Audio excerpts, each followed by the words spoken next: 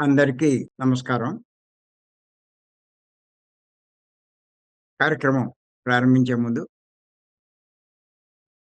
గురువుగారు బ్రహ్మర్షి పత్రి గారికి ఒకసారి మనం ధన్యవాదాలు చెప్పుకుందాం.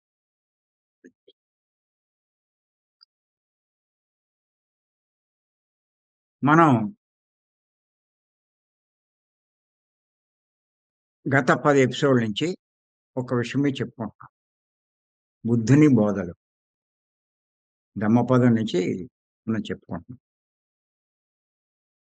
ఈరోజు 11 ఎపిసోడ్. ఏంటంటే గుడిసె పైకప్పు చక్కగా కుదరకున్నా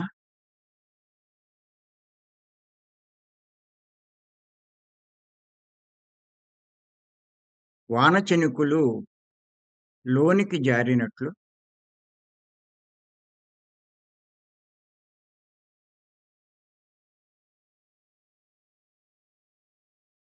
కామరాగ స్వభావమే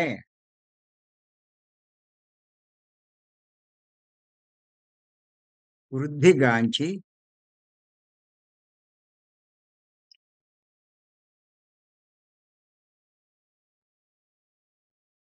అపరిమణత చిత్తుడి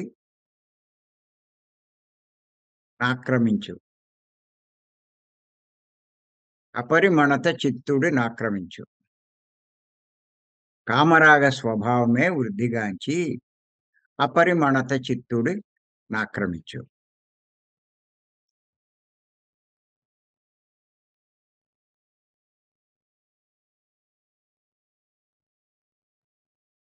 అపరిమణత చిత్తుడు అంటే పరిపక్వత లేని మనసు కలవాడు అని. ఓ రకంగా చెప్పాలంటే మలిన మనసు కలవాడు అని చెప్పి మనం చెప్పుకోవచ్చు.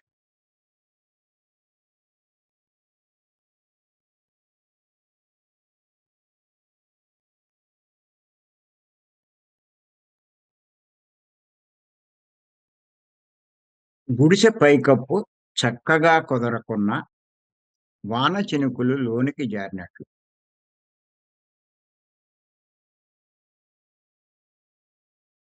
గుడిసె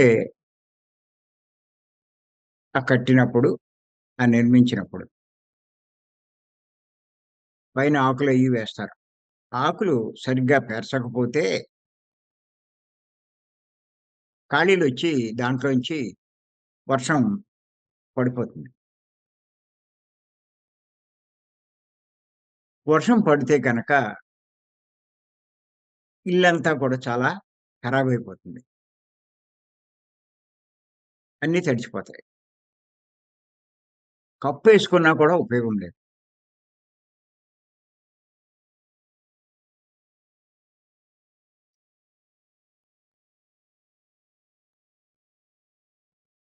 అదే రకంగా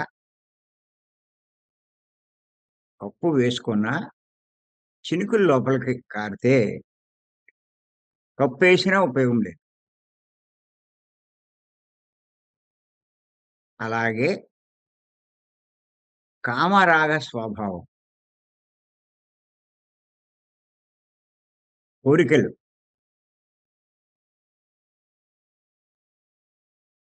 ఆ కోరికలు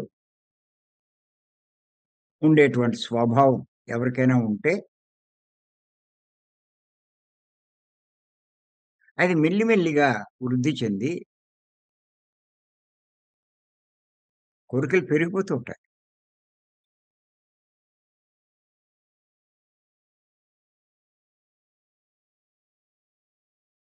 ఆ ఆ పరిపక్వత లేని అంటే మలిన మనసు కలవాడిని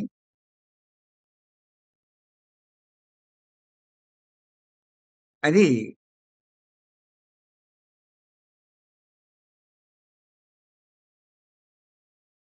నాశనం చేస్తుంది ఆ కోరికలు.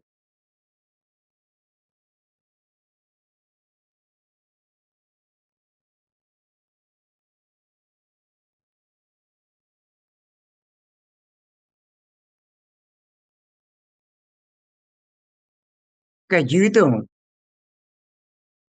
నాశనమైపోతుంది.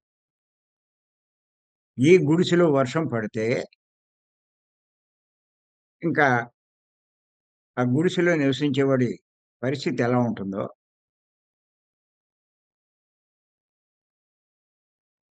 ఈడికి మనసు నిండా కోరికలుంటే వాడి జీవితం కూడా అలాగే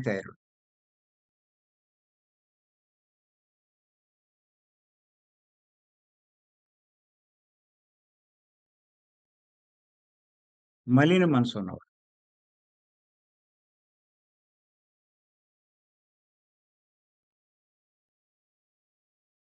అలాంటి కోరికలున్నవాడు ఆ మలిన మనసుంటే గనక మనసు వాడి అదుపులో ఉండదండి.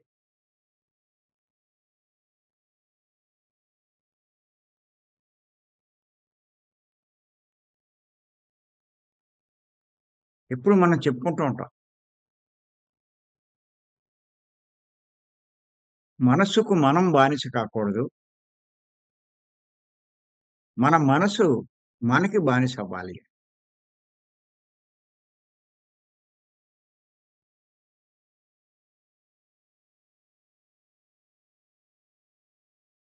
మరి ఎవరికి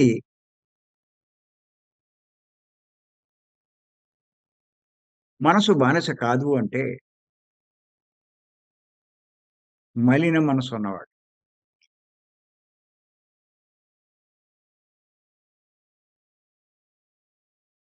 ఏ స్వభావం ఉండకూడదో వాళ్ళు ఆ స్వభావమే వృద్ధి చెందుతూ ఉంటుంది. పెరుగుతూ ఉంటుంది.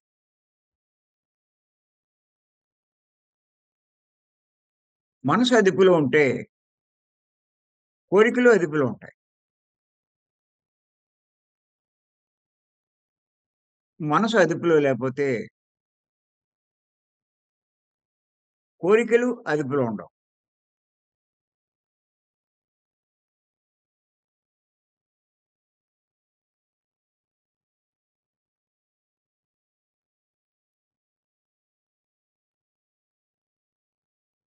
ఇది మొత్తం మనం కనుక గమనించినట్లయితే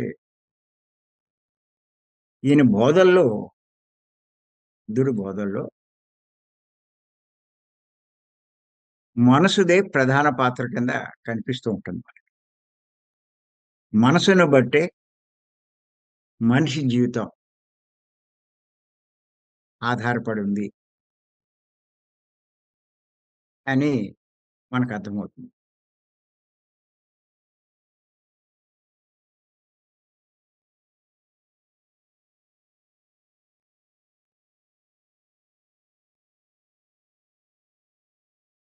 మనసును జయించిన వాడు ప్రపంచాన్ని జయించిన వాడి కంటే గొప్పోడంటారు.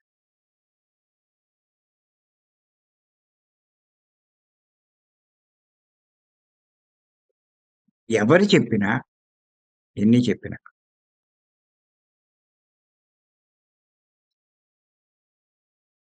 ఇదే చెప్తూ ఉంటారు.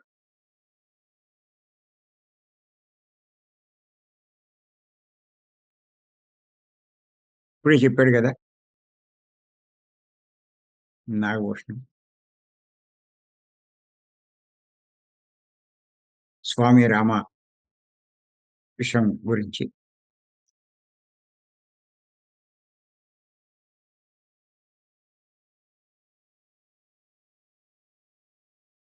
మనసుని బట్టే.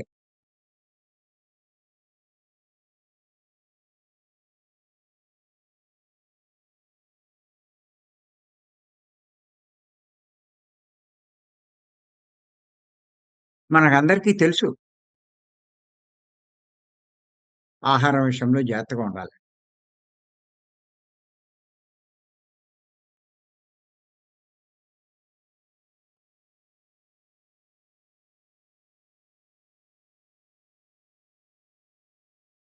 ఇంచేతంటే ఈ మార్గంలోకొచ్చాం మనం. బయటి వాళ్ళు, వాళ్ళ గురించి మనకనవసరం గానీ, మార్గంలోకొచ్చాం. ఎంత ఆహార నియమాలు మనం పాటిస్తే ఈ ఆధ్యాత్మిక మార్గంలో ఎదుగుతూ ఉంటాం.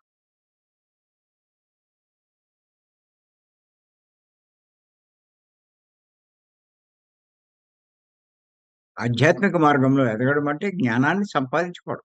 జ్ఞానాన్ని పెంచుకుంటూ ఉండడం. మోక్షానికి దగ్గర కావడం. జన్మలు తగ్గించుకోవడం. దుఃఖం నుంచి మెల్లిగా బయటపడుతూ ఉంటాం.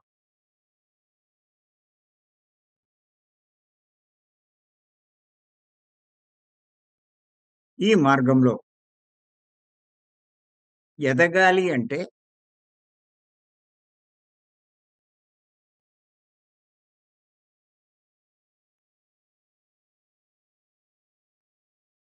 ఆహార నియమాలు చాలా ముఖ్యం. మనం చేసే సాధనలో ఆహార నియమాలు. సాధన ద్వారా మనం ఏం చేస్తూ ఉంటామంటే, మనసు యొక్క ప్రాముఖ్యం తగ్గిస్తూ ఉంటాం. ఏ మనసు గురించి మనం చెప్పుకున్నామో, అన్నిటికి మూలమని చెప్పుకున్నామో, అదే అన్ని అరిష్టాలకి కారణమని చెప్పుకున్నామో, అన్ని నష్టాలకి కారణమని చెప్పుకున్నామో,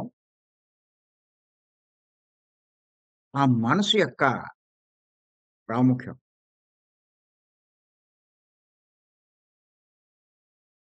తగ్గించడానికే ఇప్పుడు మనం చేసే ఈ శ్వాస మీద ధ్యాస అన్న ధ్యానం ఒక్కటే మార్గం.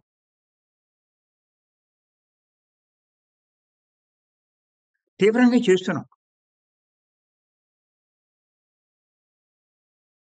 ఇది చేయడం వల్ల ఏమవుతుందంటే, మనసు శుద్ధి అవుతూ ఉంటుంది. మనసు శుద్ధి అయ్యే కొద్దీ దాని ప్రాముఖ్యం తగ్గిపోతూ ఉంటుంది.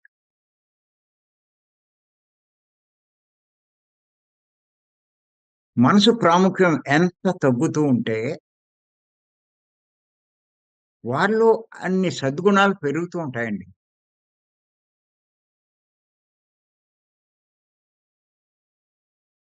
అందుకే సాధనకి బాగా ప్రాముఖ్యం ఇమ్మంటారు. సద్గుణాలు, వారిలో నైపుణ్యాలు, మేధస్సు, బుద్ధి, వివేకం ఇవన్నీ పెరుగుతూ ఉంటాయి.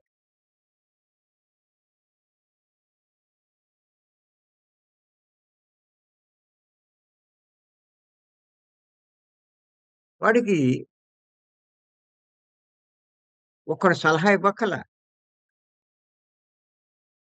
ఆ వివేకం వాడి దగ్గరే ఉంది. మంచి చెడు గురించి. ఇది మానేయి, ఇది చెయ్యి, ఇయన్నీ చెప్పాల్సిన పనేమి లేదు. వాడంతట వాడికే అర్థమవుతుంది.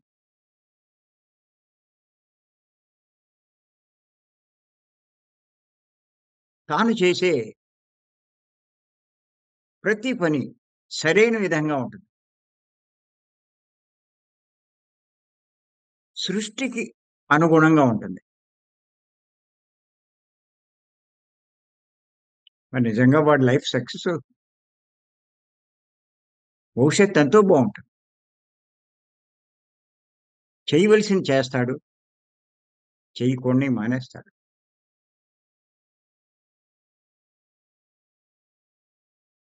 ఇదెప్పుడు జరుగుతుంది? మనసు యొక్క ప్రాముఖ్యం తగ్గే కొద్దీ, మనసు శుద్ధి అయ్యే కొద్దీ.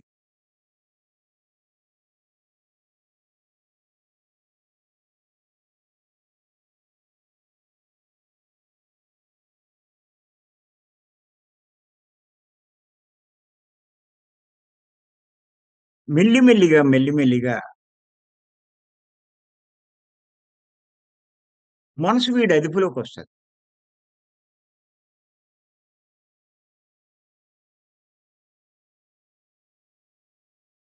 ఇప్పుడు మనం గొప్పవాళ్ళని చెప్పుకుంటాం వాళ్ళంతా. ఓ రమణ మహర్షి కానీ, వివేకానంద ఇలాంటి వాళ్ళంతా. వాళ్ళంతా మనసును అదుపు చేసుకున్నవాళ్ళు.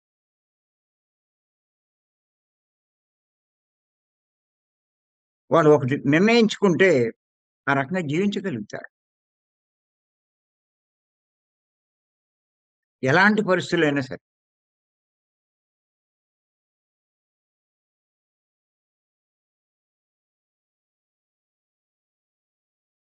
ప్రాణం పోయిన పరిస్థితుల్లో కూడా.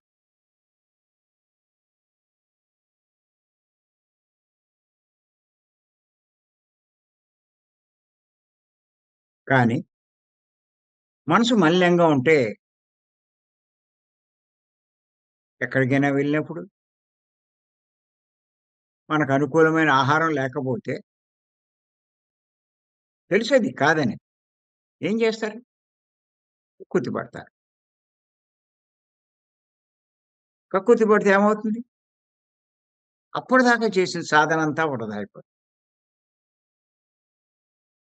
మళ్ళా వెనక్కొచ్చేస్తారు. ఎంతకాలం శ్రమపడి, కష్టపడి సాధించిందంతా వృధా అవుతుంది.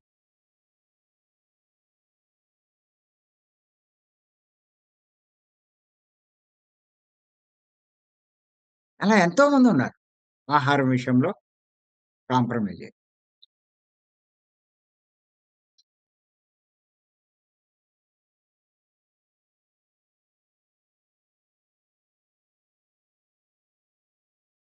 మీ జీవితంలో మీకు దుఃఖమున్నా, మీకు ఆనందమున్నా, దానికి మనసే కారణం.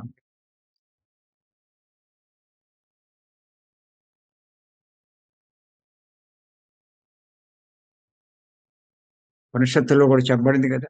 మనుష్యాణం మనయేవ కారణం బంధ మోక్షం అని చెప్పి.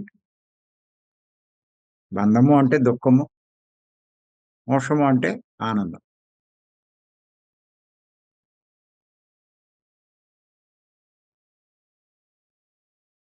ఎందుకు ఇంతలా మనం చెప్పుకుంటున్నామంటే, బుద్ధుడు చెప్పిందంతా అదే మనసు గురించే. మూలమంతా మనసులోనే ఉంది.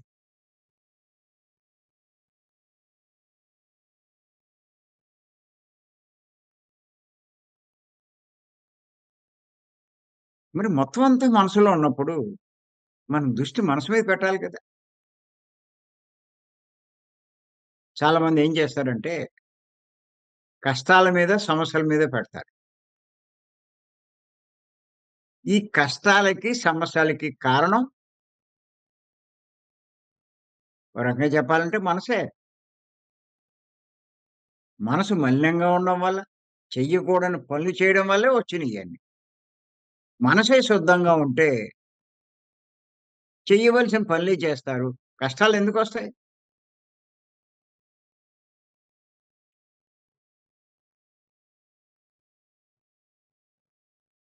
ఇక్కడ ఒక మాట గుర్తుపెట్టుకోండి.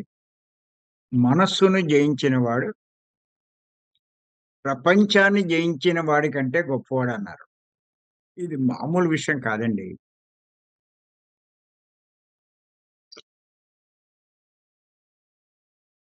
అలెగ్జాండర్ ప్రపంచాన్ని జయించాడు.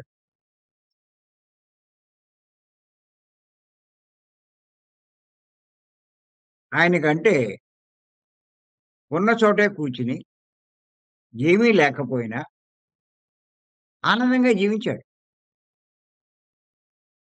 అలెగ్జాండర్‌కి ఎప్పుడూ టెన్షనే. ఎంతో మంది శత్రువులున్నారు. ఎవడు ఏ మూల నుంచొస్తాడో.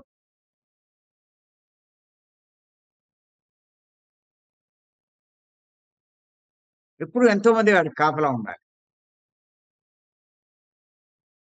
ఎక్కడికెళ్ళినా బాడీ గార్డులుండాలి. వాడి పరిస్థితది.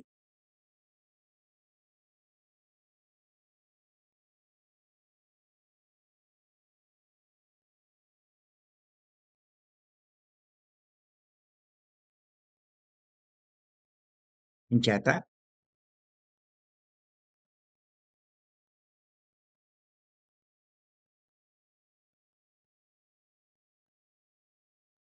చివరికి అలెగ్జాండర్ అనుకున్నది సాధించే లోపునే తన ప్రాణం వదలవలసొచ్చింది.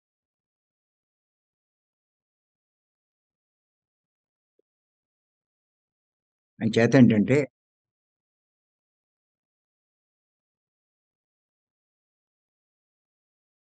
మనసుని జయించాలి.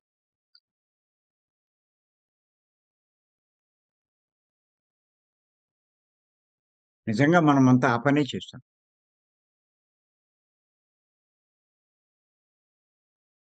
మాటలేంటి భీమవరం ప్రతి నెల రావడం, గంటలు గంటలు ధ్యానం చేయడం.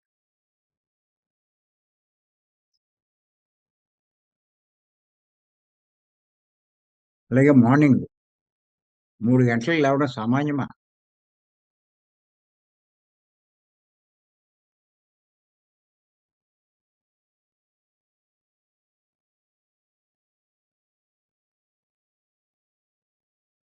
జూమ్‌లో కూడా చూస్తున్నాను నేను మార్నింగ్.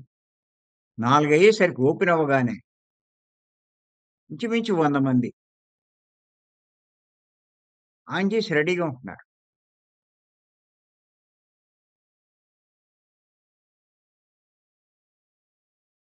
మీ ఇంట్లో చూడండి. ఆ రకంగా ఎవరు లేవలేరు.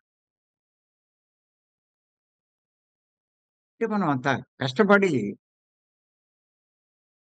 సాధన చేస్తున్నాం. ఎంతో శక్తిని సంపాదించుకుంటున్నాం. ఎంతో ఎదగడానికి ప్రయత్నం చేస్తున్నాం. కానీ ఆహారం విషయంలో కనుక మీరు ఎక్కడైనా కక్కుర్తి పడితే, ఇంత కష్టపడి సాధించిందంతా వృధా అయిపోతుందండి. అదే పదే, పదే, పదే, పదే చెప్తాను. ఎక్కడ లోపముందో అచ్ సరి జేసుకోవాలి.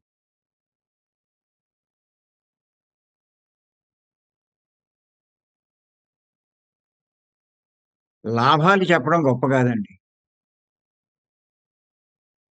లోపాలు చెప్పడం కావాల్సింది.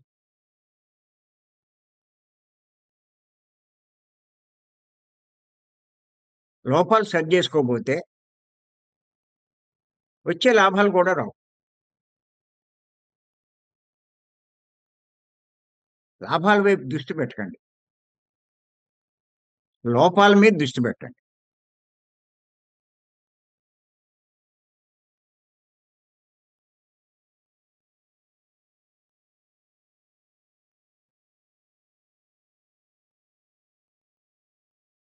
ఇప్పుడు బుద్ధుడు అదేగా చెప్పాడు.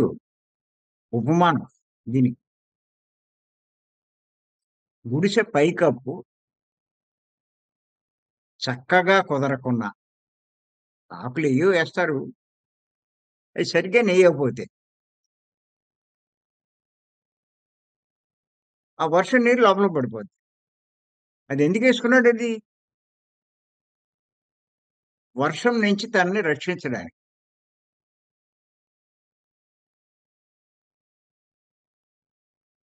ఏసుకున్న తృప్తి కూడా లేదాడికి. ఏసుకున్నాం పర్లేదని సామాన్లన్నీ సర్దుకున్నాడు. వర్షం వచ్చింది. కిందకి కారిపోయింది. మొత్తం సామానంతా నాశనం. ఎందుకు జరిగిందిది? ఆ కప్పు సరిగ్గా నెయ్యకపోవడం వల్ల.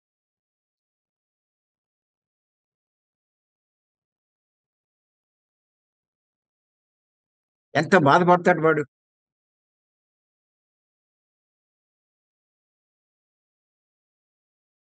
కప్పేసుకోవడానికి కారణం ఏంటి? వర్షం రాకుండా ఉండాలి. మీరు ధ్యానం చేయడానికి కారణం ఏంటి? శక్తి పెరగడానికి. మనసు యొక్క ప్రాముఖ్యతను తగ్గించడానికి. మనసును శుద్ధి చేయడానికి.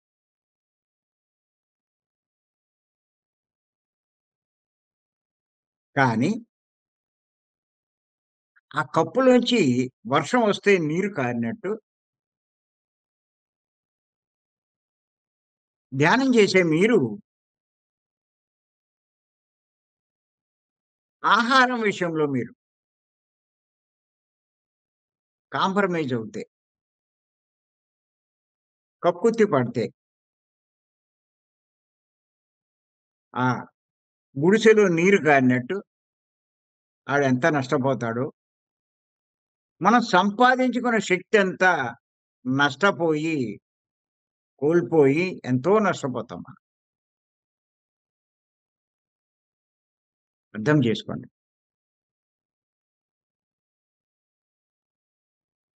బుద్ధుడు చాలా మంచి ఎగ్జాంపుల్ ఇచ్చాడు.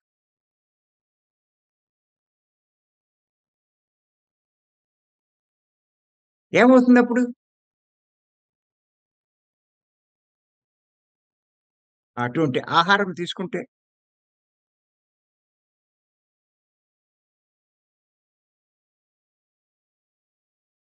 మనసు మన అదుపులో ఉండదు.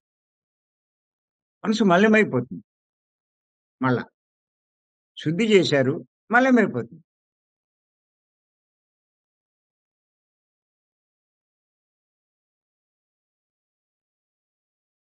వీటిని అదుపు చేయడానికి మీరు ఈ పని చేశారో, అయ్యే మళ్ళా విజృంభిస్తాయి. కామం అంటే కోరిక. ఎంతో మందికి ఇప్పుడు ఈ కోరికలే ఎంతో నష్టాన్ని కలిగిస్తున్నాయి. అప్పులు పాలు చేస్తున్నాయి. సంసారంలో గొడవలొస్తున్నాయి. పిల్లలతో బాంధవ్యాలు సరిగ్గా ఉండట్లా.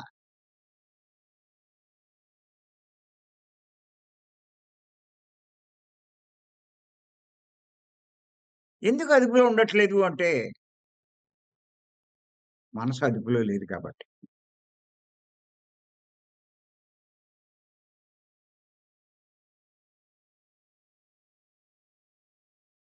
అలా మనసు మలినమైన వాడు ఒకడు చెప్పిందినడు. మంచి సలహాలు పాటించడు.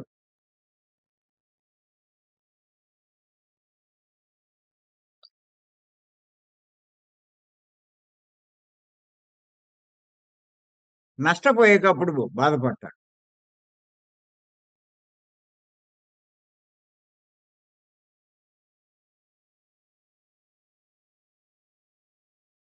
ఎవ్వరికైనా అవలక్షణాలన్నీ మనసు మలినంగా ఉన్నప్పుడేనండి. గుర్తుపెట్టుకోండి.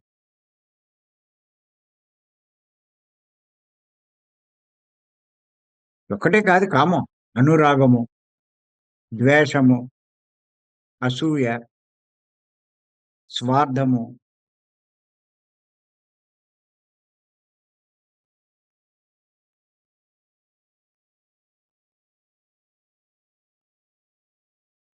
ఇయన్నీ పెరిగిపోతాయి మనసులో.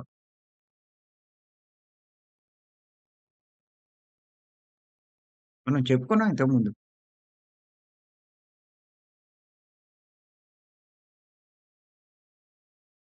మనలో ఎన్నో రకాల చెడులున్నాయి. వాటి నుంచి బయటపడాలి. ఈ చెడులన్నిటికీ కారణం మలిన మనసే. అంతకని ఏం లేదు. ఆ మనసును బట్టే ఆ మనిషి ప్రవర్తన ఉంటుంది. పనులుంటాయి. వాటిని బట్టే జీవితంలో ఫలితాలుంటాయి. అర్థం చేసుకోండి. ఇంకేమీ లేదు ఇక్కడ.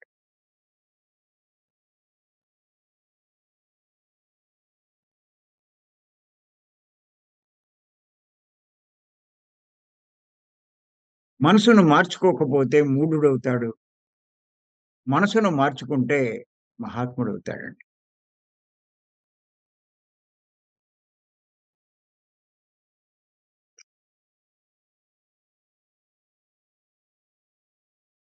మరి ఆ స్థితికి మనం తీసుకెళ్ళగలిగేది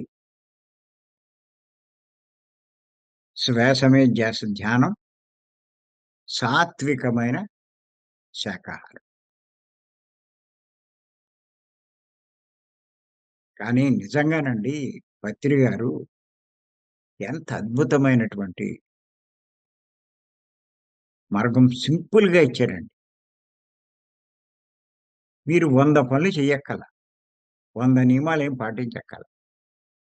నిష్టగా 2 చేయండి. కొన్నాళ్ళు చేసేసరికి అన్నీ దానంతట అదే మీలో మార్పొచ్చేస్తుంది.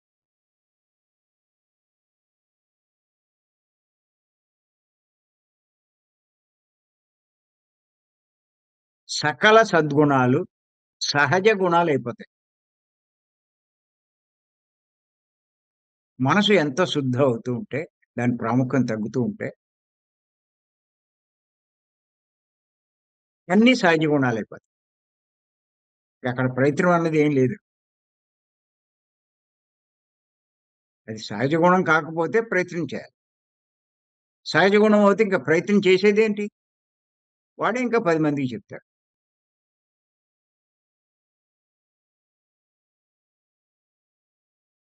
అంచేత ఆ సాధన ఇంకా మనసు శుద్ధి అయిపోయి, పరిశుద్ధి అయ్యి, మహాపరిశుద్ధి అయినంక మీరు కొనసాగించారు. అప్పుడు మెల్లిగా మనసు శూన్యమవుతూ ఉంటుందండి.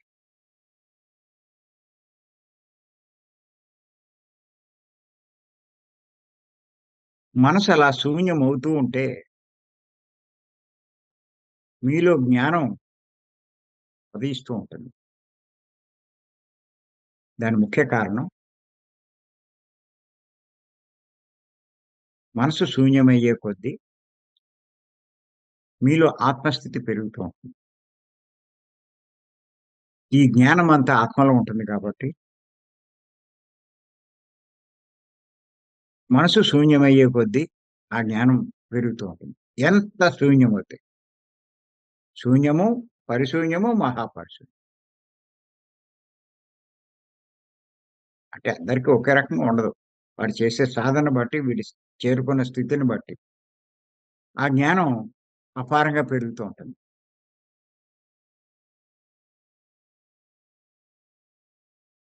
నేను అందరికి ఏం చెప్తానంటే, కనీసం మనసు శుద్ధి చేసుకునే స్థాయికైనా రండి అంటాను. మీరు శుద్ధి చేసుకునే స్థాయి నుంచి శూన్యమయ్యే స్థాయికి మీరు రాగలిగితే సాధనలో చాలా చాలా గొప్పగా సాధించినట్టండి మీరు. ఏ అవలక్షణాలు మీ మీద ప్రభావం చూపించలేవు.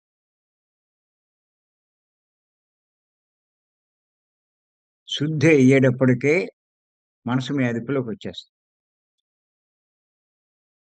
మనసు మీకు బానిసే.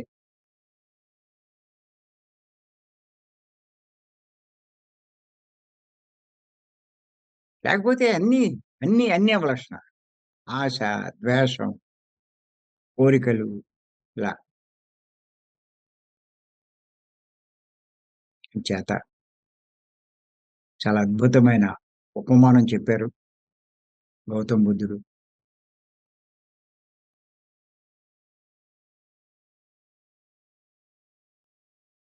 పైకప్పు సరిగ్గా కుదరకపోతే నీరు, వర్షపు నీరు ఇంట్లోకొచ్చినట్టుగా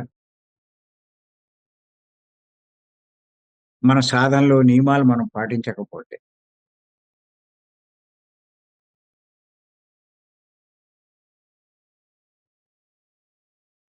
చేసిన సాధన వృధా అవ్వడమే కాదు, సకల దుర్గుణాలు ఓ రకంగా అరిషడ్ వర్గాలు మిమ్మల్ని డామినేట్ చేస్తాయి. మనసు మీ అదుపులో ఉండదు. ఎంతో నష్టపోతారు. చేత రావడమే గొప్ప మార్గంలోకొచ్చాం. మరి ఈ సాధన తీవ్రంగా చేసి ఈ జన్మలోనే ఎంత సాధించగలమో అంత సాధిద్దామండి. ఇక్కడ ఏమి లేదండి. ఎక్కడికెళ్ళక్కల, ఎవరి సలహా అక్కల, ఏమి అక్కల. మనసును నిర్వీర్యం చేయండి. ఆత్మ ఎంతో శక్తివంతమవుతుంది. అంతే. దానికి రెండే తీవ్ర ధ్యాన సాధన, సాత్వికమైన శాకాహారం. అది.